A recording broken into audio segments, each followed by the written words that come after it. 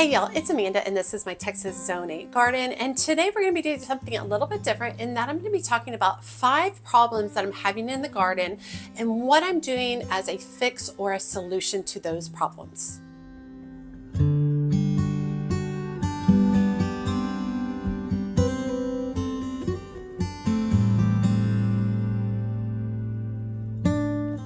Okay, so I quite frequently in my videos, I like to address issues I'm having, failures I'm having, difficulties I'm having. I just like to talk about these things and make them like more mainstream because gardening can appear perfect, when you're watching stuff, especially edited video on YouTube channels. So I try to be very authentic and show you my successes, but definitely show you all my failures, show you the ugly parts, show you the mess ups, all the different things.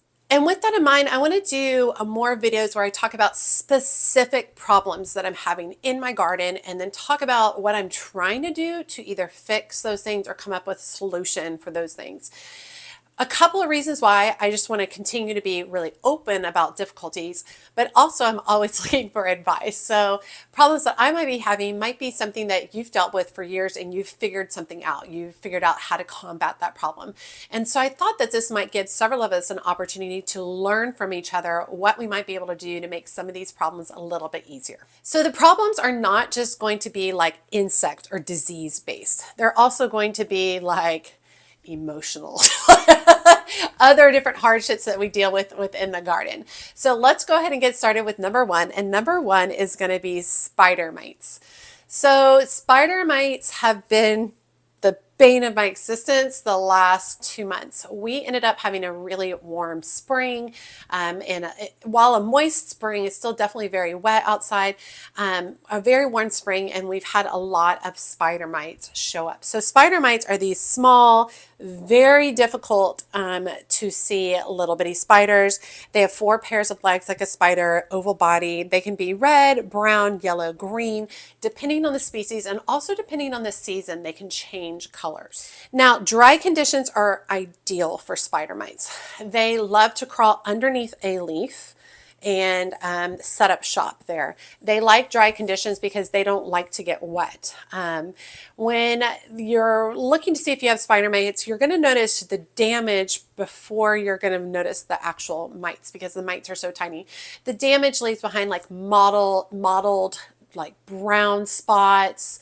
The leaves just don't look good. You might see some webbing as well. Your leaves might develop small white or yellow spots, and that's from where the actual spider mites are sucking out the juice from the leaves. That's how they sustain themselves. And they reproduce very quickly and they spread very quickly as they can just be spread by the wind. Now, spider mites are not harmful to humans biting. That's not really a thing with this particular insect. But they can destroy and they can kill plants. Typically what happens if you have a really intense spider mite infestation, they're going to suck all the juice from the leaves are going to fall off, they're going to brown, die, and fall off, and therefore it kind of defoliates your plant. And when the plant doesn't have foliage to go through the photosynthesis process, then the plant dies. They also make plants look terrible. I feel like that's a bigger frustration for me, that I can have a beautiful plant, 1 week and then a week later they're overrun with spider mites and it sucked all the juices out and the whole thing. Now, sometimes it can be hard to detect when an infestation is beginning. That's why I typically say you don't realize it until you already start to see the signs, such as the leaves becoming mottled or brown. Because they live on the underneath side of the leaves, it's kind of hard to see them, and they're really tiny anyway. Webbing makes it a little bit easier. You can see webbing, especially if they're very intense. Now, here in my area, we get really hot and dry for an extended amount of time, and that is typically where I see a lot of spider mites, which is concerning because we're already seeing so many already, which is insane. It's just too early already for spider mites. So let's talk about a few fixes and solutions of how I'm dealing with or going to be dealing with spider mites. Now, the best thing you can do to combat spider mites is regular inspection. Go out on your garden every few days, walk through, look closely, see what you see going on in your garden. Truthfully, being aware of your garden and really looking at things is probably one of the biggest benefits across the board for everything regarding gardening. Just making sure that you're spending time. I've seen a lot of YouTubers starting to do these weekly walkthroughs for their garden, which is just genius. It's a great idea. First of all, it's just fun to see what's going on in their garden. Secondly, it forces them to actually review all the different aspects of their garden and probably brings to light several issues ahead of time before those issues have gotten out of control. So for spider mites, definitely regular inspection is a huge help. Now, you can, of course, treat with some kind of insecticidal soap or neem oil of some type. That works really well to help treat the spider mites. However, you can't just spray it on the plant and be done. You actually have to get underneath those leaves, which is what makes the whole process so difficult, especially if you have a larger infestation or a larger plant, where it's really hard to spray up underneath all of these leaves. I also like to use something like Captain Jack's Dead Bug brew, which works really good. I like to get the concentrate, put it inside one of my old Miracle-Gro containers and spray it that way. That works really, really good. You can't just spray it one time and be done. You're going to have to consistently treat it, especially during the hottest times of the year. But one of the things I've actually found the most effective for spider mites is just a strong spray of water. Basically, I go in with the hose. If there's an infestation, I get in there with the hose and I'm spraying from underneath and I'm spraying all over the leaves and I'm drenching this plant in water and washing away all these spider mites. They don't like water. They drown in water. They die. Forces them all off the plant and then they die in the water. So really just kind of really getting in there, spraying really hard underneath the leaves, up the stems, over the top, all over the plant, and doing that several days in a row. And that really helps to knock back the number of spider mites within my garden. Now, another option is to also use a trap plant. A trap plant is a plant that naturally just attracts spider mites. So you keep the spider mites there on that one particular plant and they leave other things alone. I recently found out that eggplant is an excellent trap plant for spider mites. I didn't know that ahead of time. I know that now that they're planted and covered in spider mites. But the spider mites are leaving things like my tomatoes alone. They're leaving my marigolds alone. They're leaving several other things alone because they're so incredibly focused on this eggplant, on these different types of eggplant. So those are a few solutions for dealing with spider mites in my particular area. I would love to hear what you all do. If you have any thoughts and ideas regarding spider mites, for all of my North Texas gardeners, or probably all of my Southern gardeners, I have just heard for months already about how bad the spider mites are, which is very nerve-wracking for the hot summers coming. So whatever anybody has suggestions, please drop those suggestions below for my number one problem in my garden, which is spider mites. Okay, moving on to number two. The number two problem in my garden is a black spot, which is very ironic that it's black spot because we just talked about spider mites that love dry and hot. And now we're talking over here, black spot. I've got black spot because it's so humid and wet, which is really weird, right? But weather in the North Texas area, or Texas in general, is a giant roller coaster. So this is what we're dealing, high, low, high, low, high, low. It's just a hot mess, super, super dry drought into torrential downpours.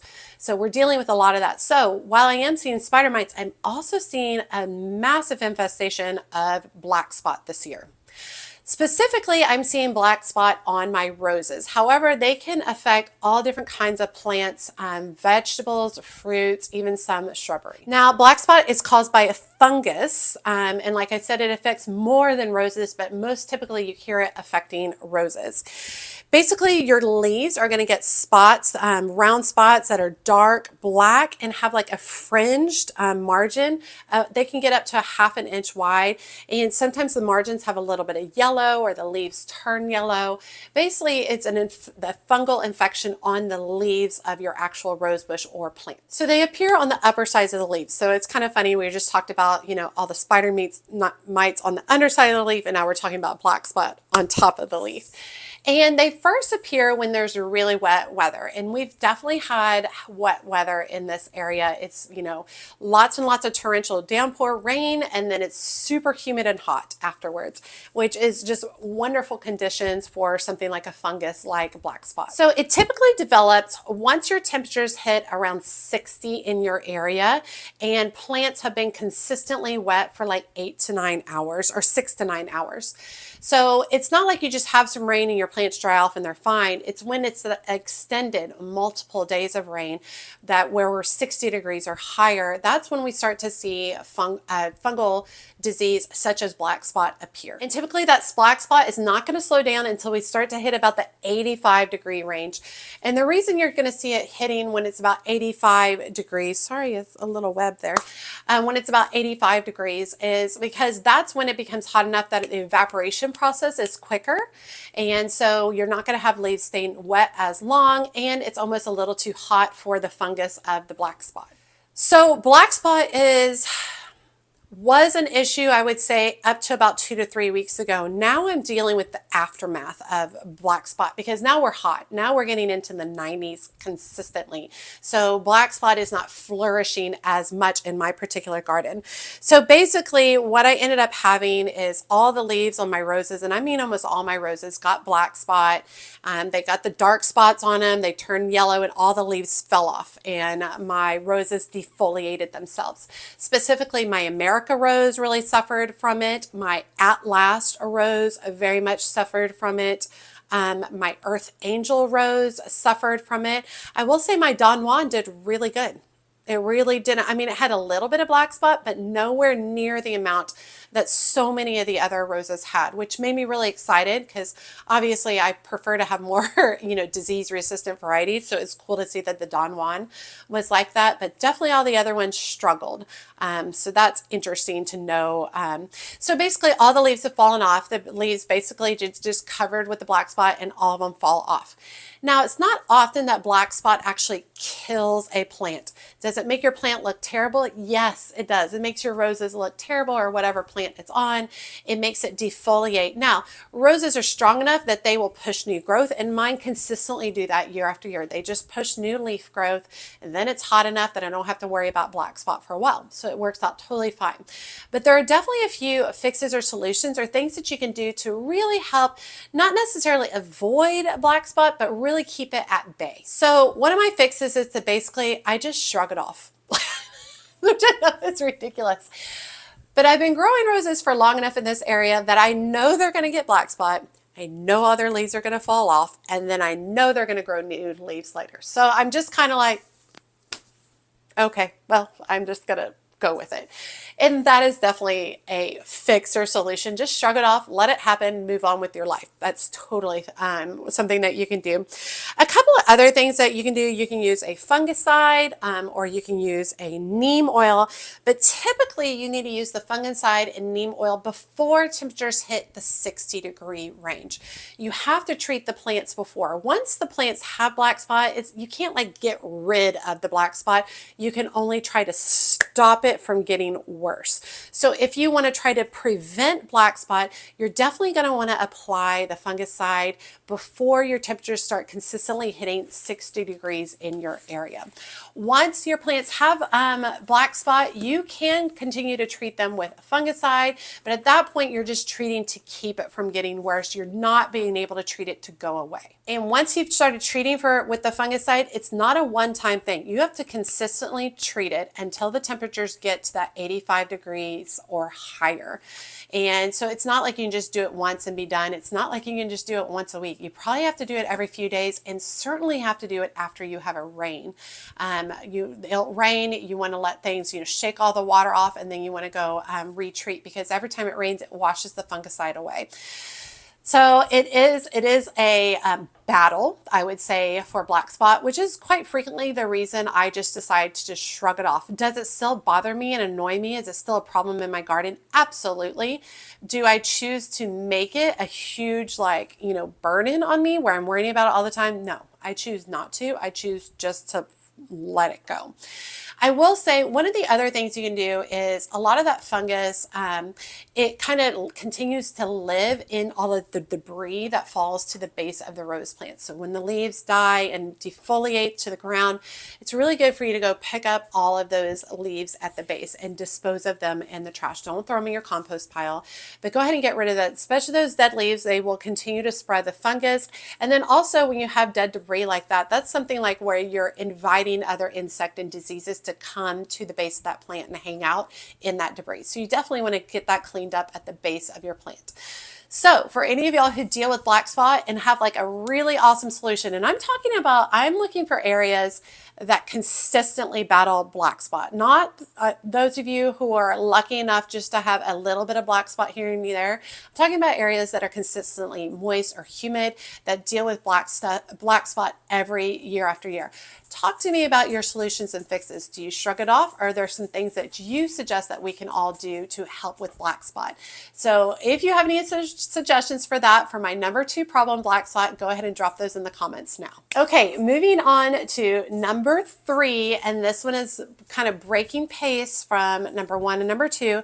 Number 3 problem in my garden is budget, or the cost to garden. So I have unfortunately picked a very expensive hobby. Gardening is never ending, it's constant.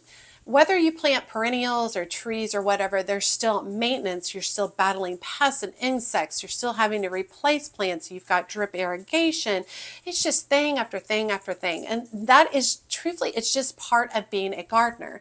With that being said, you know, I'm not in a position where I have tons and tons of money to spend on my garden. Truthfully, a lot of the money I spend on my garden is what I earn from my YouTube channel. So it's really great because this actually helps offset part of my hobby and helps support my family, which is great.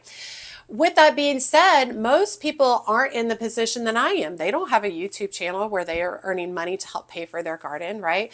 So a lot of times we're really having to kind of think about ways that we can garden more cost effectively. Another part is I want it all. I want it all for my garden. I see stuff all the time and I'm like, oh, I want that plant, or I want that obelisk, or I want that arch, or, you know, I want it all for my garden and I want it now. But the reality of the situation is that when I'm watching YouTube gardens, it's important to remember that a lot of these are very established gardens. Mine is not a very established garden, yet it's 6 or 7 years old and it's not really an established garden. So it's something to really consider. A lot of times when you see YouTubers online, you really need to think about, like, how long have they had that garden? What kind of plants are they putting in the garden? Are they buying the little 4-inch plants that, you know, perennials that are going to take 3 to 5 years to come to fruition? Or are they starting with a 3-gallon fully grown perennial that they're able to put in the ground?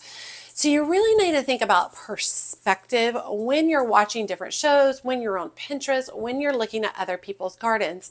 How long did it take for them to get to that particular point? I do believe that you can garden on a budget. I absolutely do. There are hundreds and, well, I shouldn't say hundreds, thousands and thousands and thousands and thousands of you who garden on a budget, who do everything from seed, who create your own compost, who use no insecticides, fungicides, or anything. You just go with what. There are definite ways to garden on a budget. It's just really hard when you see all the pretty things everywhere. It's really hard to do that.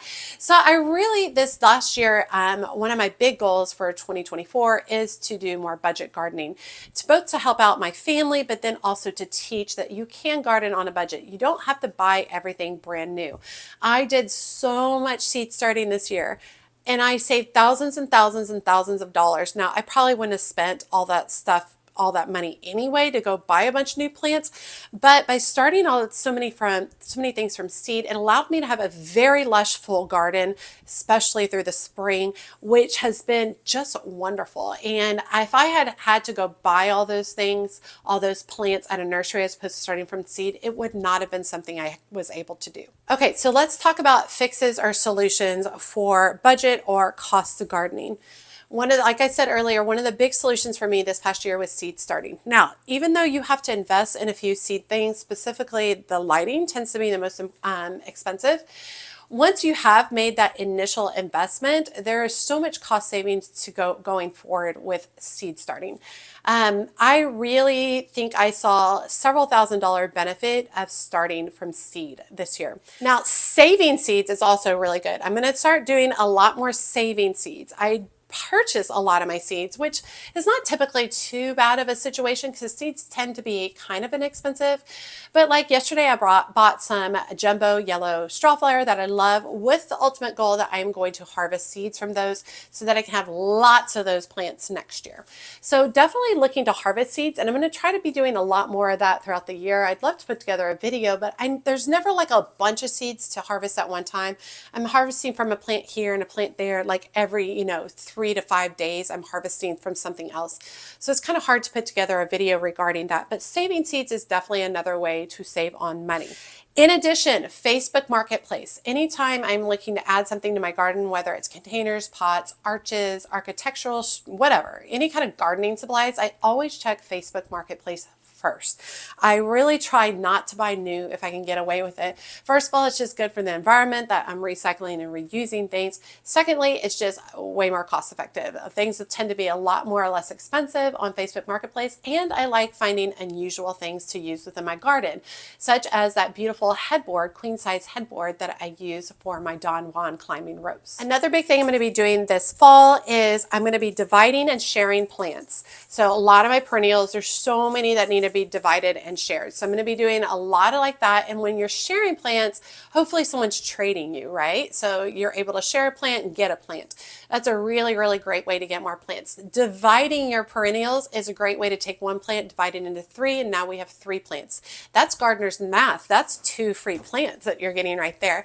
So that's another really good way. I'm going to be doing a series of videos on dividing perennials this fall, which I think will be really fun, not only for my budget, but also helping you guys figure out how to divide perennials and to not be scared to divide your perennials up.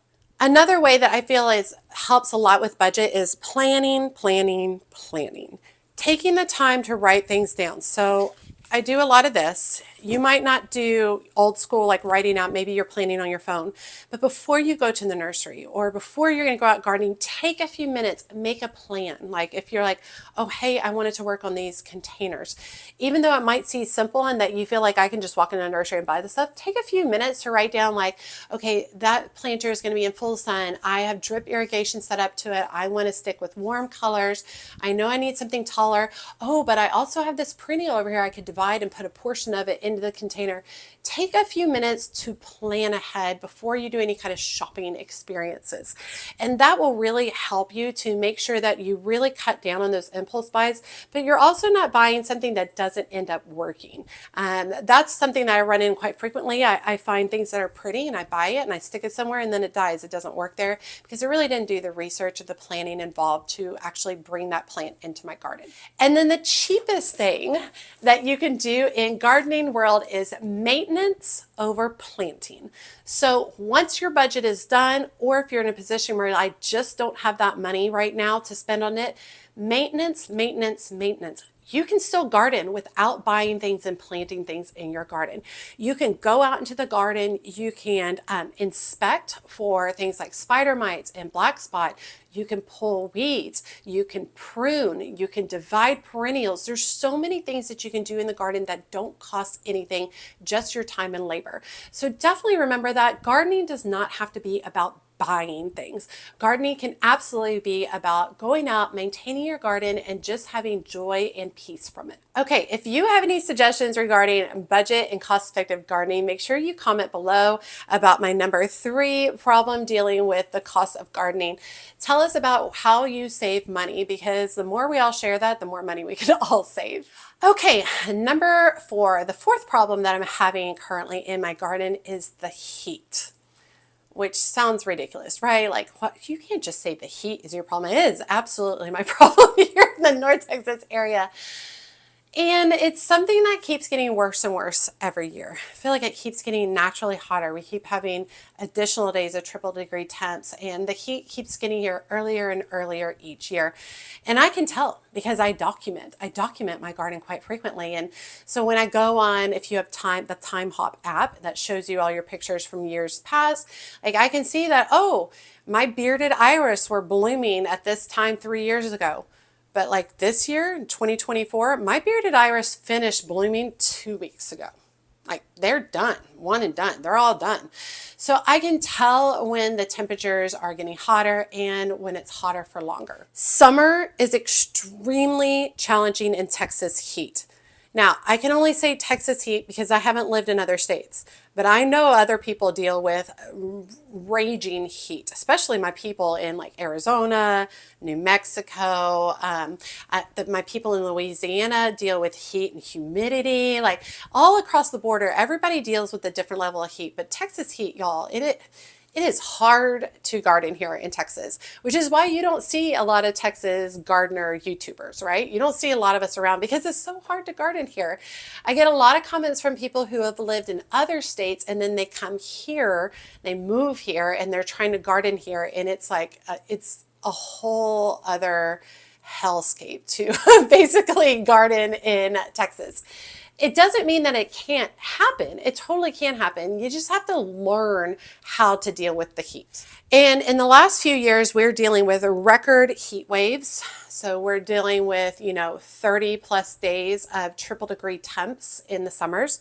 We're dealing with record droughts. And last year, I think we went almost 90 days without rain. It was ridiculous. You could see almost the bottom of some of the lakes around here. It was crazy. And because of the heat waves and the droughts, that results in brown, crispy plants in Texas, especially if you haven't chosen plants that aren't going to handle the heat well. Another aspect of dealing with the heat in my area is it's dangerous. It's dangerous for myself. It's dangerous for my animals. But when I'm outside gardening, it's almost dangerous for me to be outside gardening at some times of the year, even if I go out at 8 o'clock in the morning. I think what a lot of people don't realize is like, some of the northern climates, you get triple degree temps. You totally get triple degree temps. And you might, start your day and by the end of the day it hits triple degree temps and then you go back a little cooler in the night. The issue with the North Texas area is when we start hitting our triple degree temps, the morning starts off at 92 degrees. Like it's 92 degrees at 7 o'clock in the morning. And by the hottest point in the day, it's 110. And then when we get to 9 o'clock at night, when the sun's going down, it's only 89. So the temps are so extreme all day long. It's so consistently hot all day long that it's a problem. We can go entire weeks where we don't drop below 90 degrees, even into the midnight at night. It's just hot all the time. And so that is something, it is dangerous to go outside and garden even at 7 o'clock in the morning when it's 90 degrees. Breathing. Even if it's just a hot day, sometimes it's just so hard to breathe outside because it's so muggy and so warm. And it's hard. I get so labored on my breathing, and I'm not in terrible shape. I mean, I garden consistently. I'm not in terrible shape, but sometimes it's just incredibly hard even to be out there to 20 minutes gardening. So the heat really puts a damp on all of my gardening plans across the board, whether it's my body or whether it's my actual plants in the ground. So let's talk about a few fixes or solutions.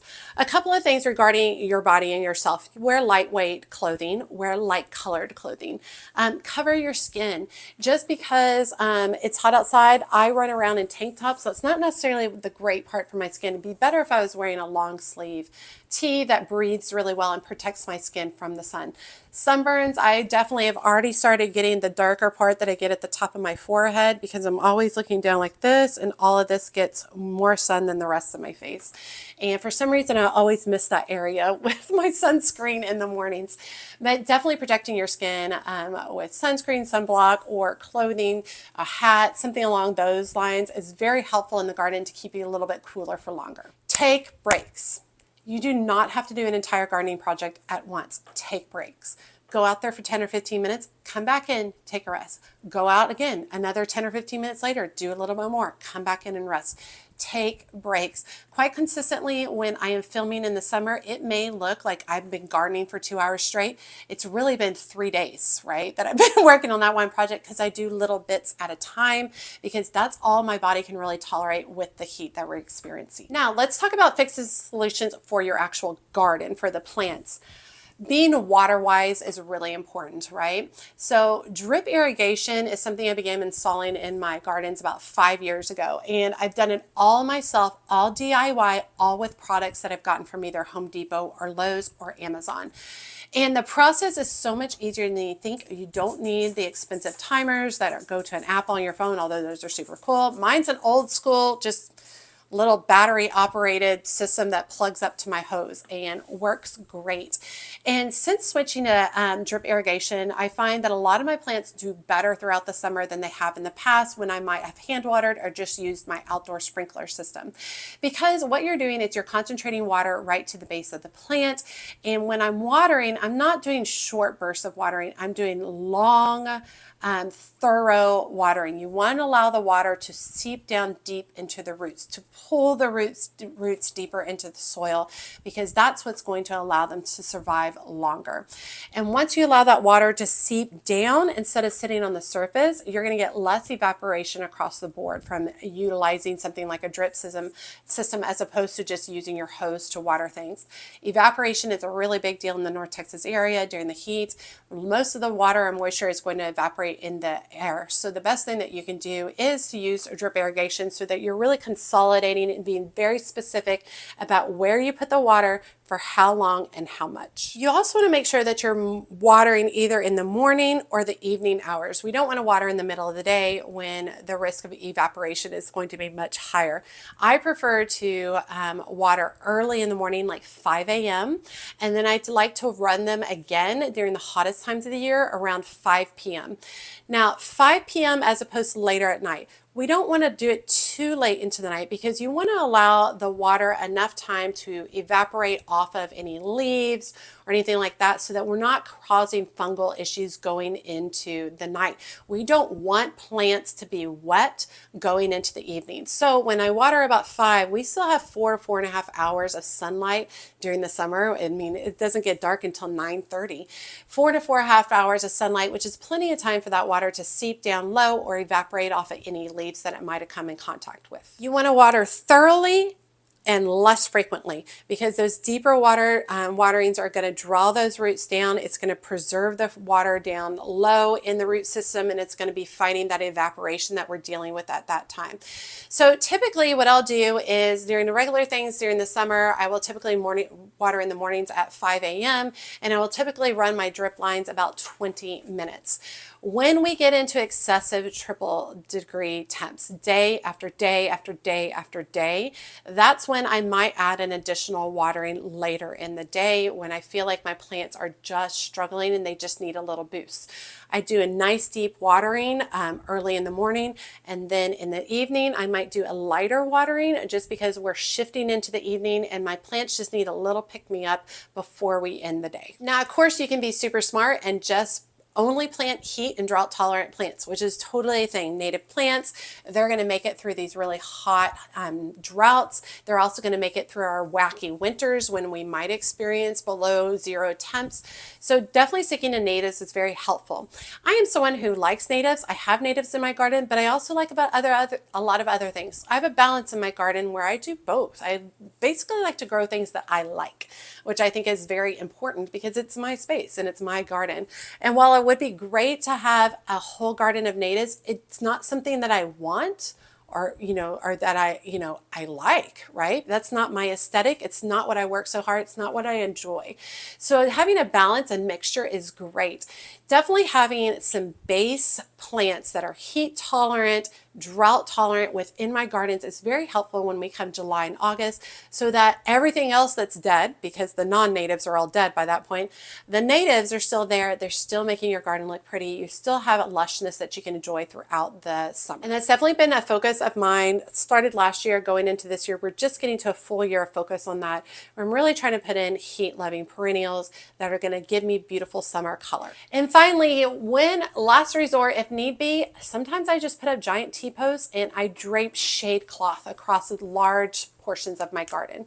Shade cloth is very inexpensive on Amazon. I'll just put up some of those, T-posts, and I usually do the 6-foot tall ones, and then I'll drape shade cloths in different areas.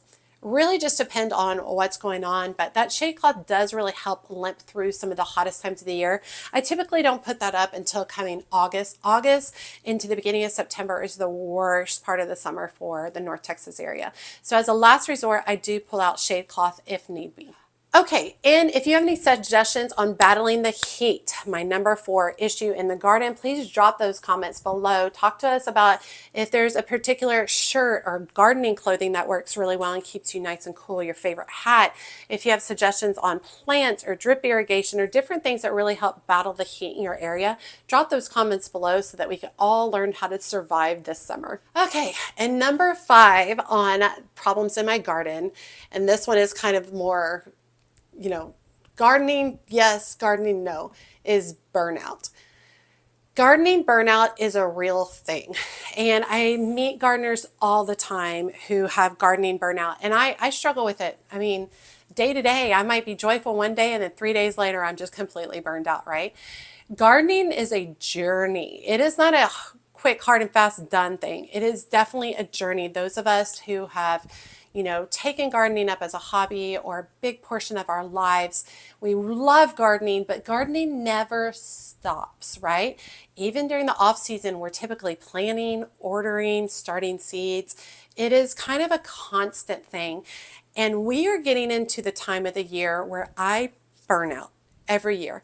And a big portion of that is due to the heat and trying and struggling to keep my garden alive during the worst times of the year. I get exhausted from weather. I get exhausted from disease. I get worn out from insects because sometimes I get so wrapped up in the negatives and the failures that I forget to see the positives.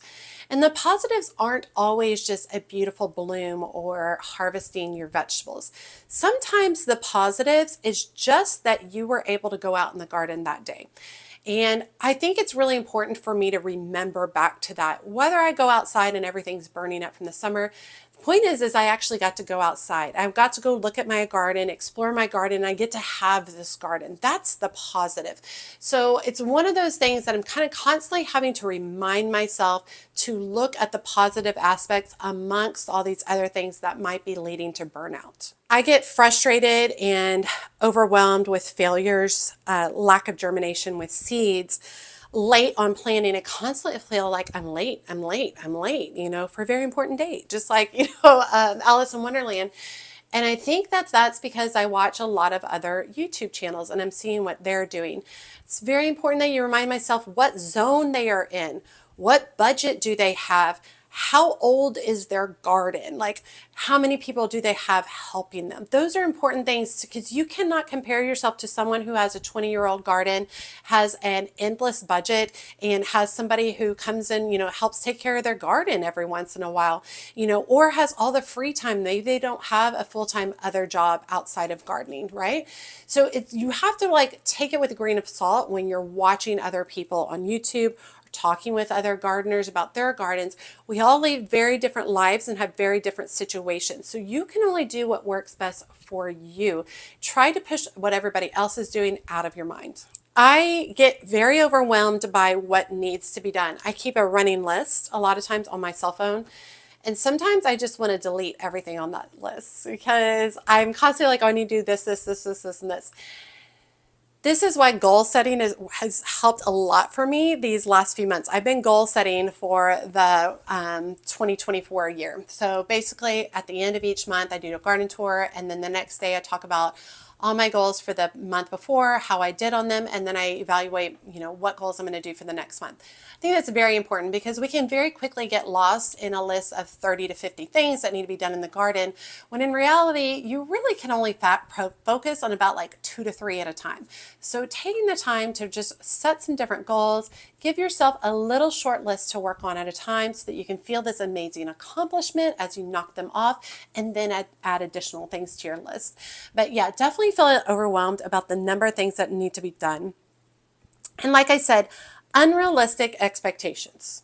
Unrealistic expectations. I constantly need to remind myself, going back, this is my garden, my space. I can only do what I can for my garden and my space with the person that I am, right? So be careful comparing yourself to other gardeners. It's really important. Really focus on your space and your needs and what your wants are, because when you have unrealistic expectations and you're looking at what everybody else does and you're focused on what everybody else does, you really lose sight of what's important for you and your space. So fixes and solutions, we talked a little bit about those already. But fixes and solutions, you have to give yourself grace. Gardening is a difficult hobby. Gardening is not easy. Are there aspects of gardens that are easy? Yeah, there's so many things within gardening that are easy. Gardening as a whole is hard, y'all. It's hard, it's emotional, it's frustrating, it costs a lot of money, it takes a lot of time, right? Like, why did I pick this hobby? But give yourself grace. It's okay. You are doing a wonderful thing by gardening.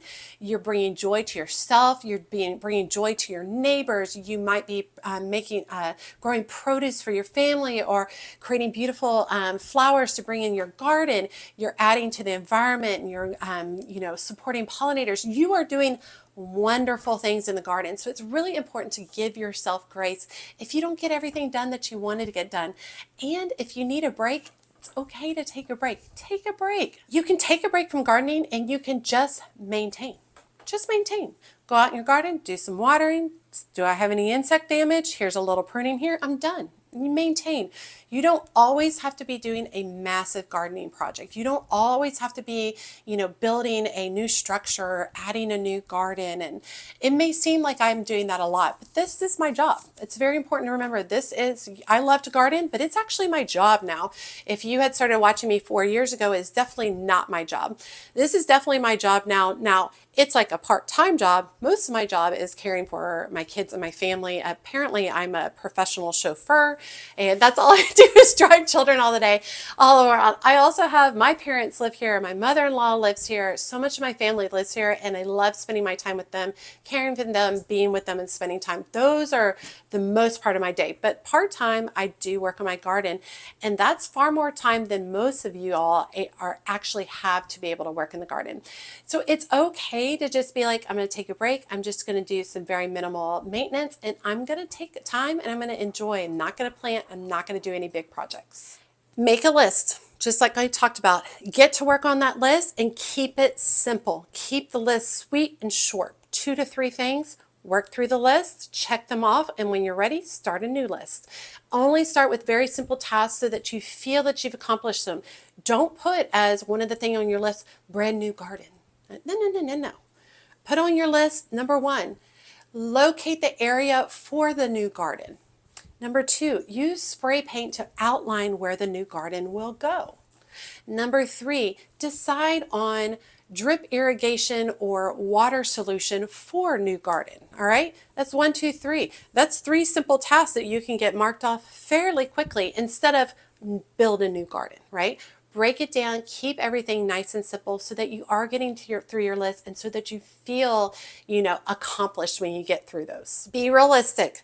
Do not think that your brand new garden can look like Laura's on Garden Answer or Impatient Gardener, right? A lot of those people have been gardening for years and years and years. They have decades of knowledge. Their resources are much more unlimited than what our resources are, which is great. They've worked really hard to get to those places. But a lot of us are newer gardeners. We're not there. It's unrealistic to look at other people's garden and be like, I want to create that tomorrow. It's more of like, I would like to maybe my garden be there in 10 to 15 years, right? So really be more realistic about your space, be realistic about your budget, be realistic about the amount of time you have to actually devote to your garden. So it is important to not like overstep your goals. Don't set yourself something so lofty that it's unachievable and you're burned out by the time you're only 10 to 15% towards that goal. And then the last thing I think it's super important to remember regarding burnout is gardening is not a 0 to 100 hobby. It is a slow burn, a really, really slow burn. It's hard to go from 0 to everything with gardening. You have to build in layers. And I think that's just a really important aspect of gardening. 0 to 100 is not a thing. 0 to 5 is a really good start. And then maybe the next year, maybe we're hitting 15 miles per hour, moving a little bit faster. We're getting a little bit more done.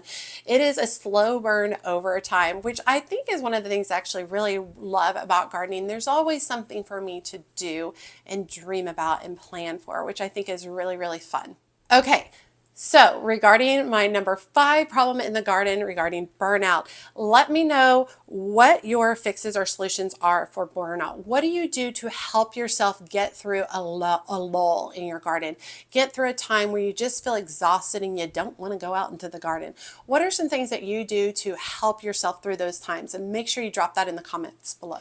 Okay, so I know that this video is a little bit more different, but I really wanted to touch base on several things that I'm dealing with on a daily basis in my garden. And I wanted to be upfront about those because I know you all are dealing with things too. It's not all zinnias, butterflies, and sunshine outside, right? We all are dealing with different things within our garden that drive us insane, right? That just, sometimes I'm laying in bed at night and I'm all like, oh, how do I deal with those spider mites on those eggplants? And I can't shut my brain down because I'm worrying about spider mites on eggplants. We're all dealing with different things. So I wanted to just drop out and show you all what I'm dealing with, talk a little bit about this. I'm going to try to do more frequently these videos, maybe once a month, dealing with different things I'm handling or dealing with in garden. First of all, for advice, but also just to let you guys know you're not alone in your gardening struggles. We all have gardening struggles. Even the big time YouTubers, they have gardening struggles too. We all have them. I'm just trying to be more open about them so that hopefully I can learn from y'all and then you all can learn as well and we can all make our gardening lives easier. All right, you all, as always, make sure you like, comment, and subscribe to the channel. Every time you like and comment, it helps grow my channel so much. And especially in a video like today, commenting is helping to teach and educate other gardeners. So please drop your comments and your thoughts below. And be sure to check me out on my social media outlets, including Facebook, Instagram, and TikTok. As always, she's a mad gardener or a decorator or anything else that she wants to be. Thanks, y'all.